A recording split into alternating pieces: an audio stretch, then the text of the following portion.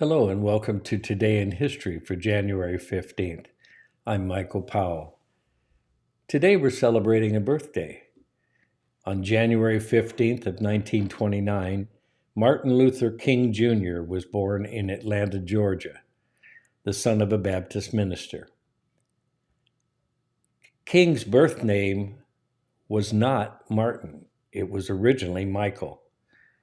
King was born Michael King Jr. on January 15th of 29.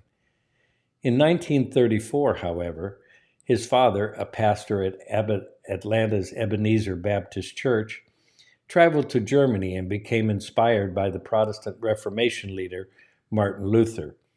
As a result, King Sr. changed his own name as well as that of his 5-year-old son. King was such a gifted student that he skipped grades 9 and 12 before enrolling in 1944 at Morehouse College, the alma mater of his father and maternal grandfather. Although he was the son, grandson, and great-grandson of Baptist ministers, King did not intend to follow the family vocation until the Morehouse president Benjamin Mays, a noted theologian, convinced him otherwise.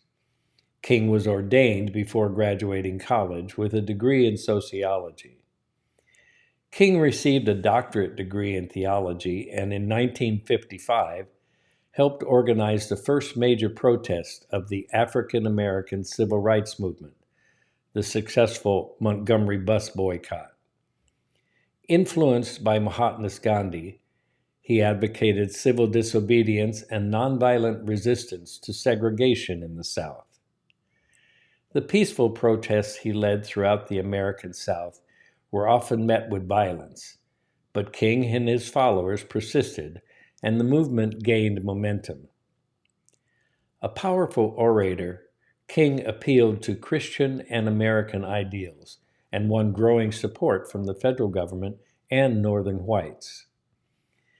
In 1963, Bayard Rustin and A. Philip Randolph led the massive March on Washington for Jobs and Freedom. The event's grand finale was King's famous I Have a Dream speech. 250,000 people gathered outside the Lincoln Memorial to hear that stirring speech. In 1964, the Civil Rights Movement achieved two of its greatest successes: the ratification of the 24th Amendment, which abolished the poll tax, and the Civil Rights Act of 1964, which prohibited racial discrimination in employment and education, and outlawed racial segregation in public facilities. Later that year, King became the youngest person to win the Nobel Peace Prize.